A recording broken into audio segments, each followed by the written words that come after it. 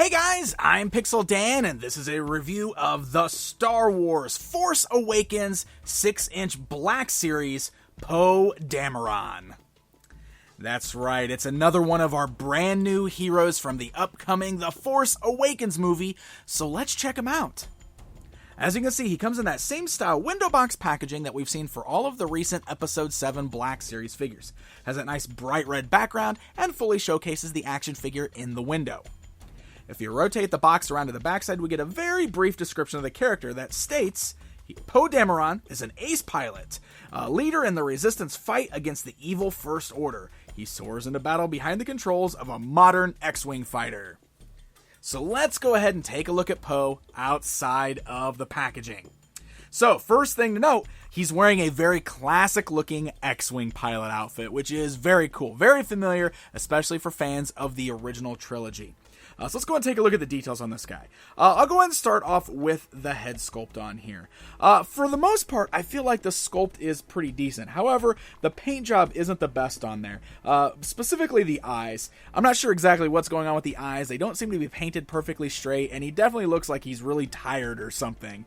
They just could be a lot better. I feel like the sculpt itself is a pretty decent likeness, and a proper paint job that was a little bit better than that would probably be leaps and bounds better than this. It would really bring out the likeness a lot better. It's not too bad. Mostly, it's the eyes that really bring it down. But let's go and look at the details on the rest of the figure, because he's wearing that really cool, very classic looking X-Wing pilot outfit. So you can see he's got himself the orange jumpsuit there. It's a slightly different color orange than the old one that Luke Skywalker and those guys were wearing. It's almost more of like an orangish red color. And there's some really nice texture details you can specifically see in the sleeves there, and down on the legs. You can see all the textures that are worked in. I thought that was really nice. He's got the white kind of pilot vest on over his upper torso there. Again, really nice sculpted details. A little bit of a paint slop on there, here and there. Some of the orange kind of bleeding over. But I also like the nice kind of black wash that's on there that dirties it up a little bit. And I also love that we've got the old Rebel insignia right there on the left breast. And you can see he's got like the little breathing apparatus thing right there attached to his chest with the tubing that goes down and attaches down into the leg there. I thought that was really cool. And he's got the little straps that are hanging down that we always saw in the pilots. He's wearing a pair of black gloves. So it's a really nice looking design for the costume itself. So let's go ahead and talk articulation, and then we'll get into the accessories. He's got that nice ball jointed head, so you can see the head rolls all the way around. You can move it up and down.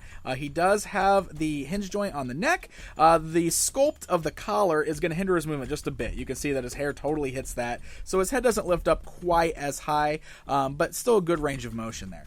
He does have the ball joints at the shoulders, so the arms can go upwards, roll all the way around, forwards, backwards, swivel above the elbow, standard elbow bend, swivel at the glove cut. Now, there's no cuts at the wrist, but this is where things get a little fun.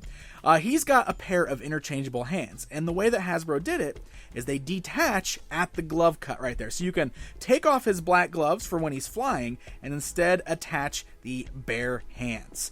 This is really going to come in handy, especially for holding on to his included blaster accessory that I'm going to show you in a bit. But when you add this new attachment there, you can see it's just a peg.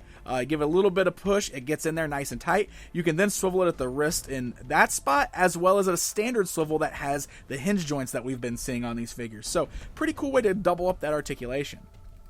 He also has the torso cut there that you can turn the upper body left and right. The tube that's hanging down is nice and soft, so it doesn't really hinder that movement at all. You got the nice hinge joints at the thighs. The straps hanging down the legs will hinder that just a bit, but not too bad, you can see. He still has the swivel at the upper thigh. Move the legs forwards and backwards. Good double joints at the knees there. And then the feet are articulated with nice joints that move the feet up and down, as well as rock side to side. So great range of motion there. So let me go ahead and swap out the glove hands all the way here, so I can put on both of his ungloved hands, because then we're going to go ahead and talk about his included blaster accessory. Now, you might have noticed he's got a holster at his side, which is really great, so you can store his blaster there when not in use. You can see it's just a little single pistol done in a silver color. There's really no other extra paint deco. The right hand is molded with the trigger finger, and he definitely holds it best with the non-gloved hands. The reason for that is because he's got that extra articulation.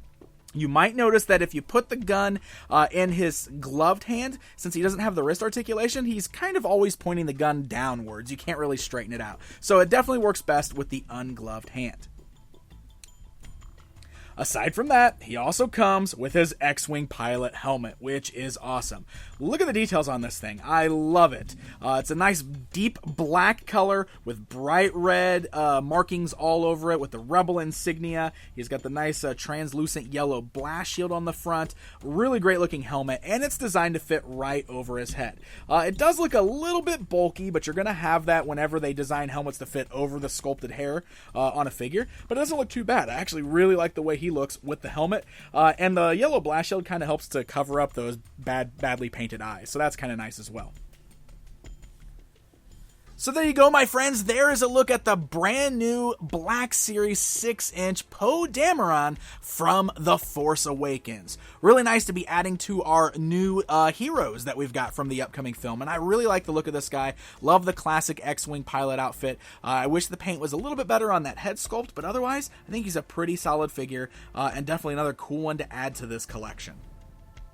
So Poe should be hitting store shelves right now. He is part of Series 2, so happy hunting, my friends. And hey, if you enjoyed this video, don't forget to hit the like button and also subscribe so you never miss out on one of my videos. Until next time, my friends.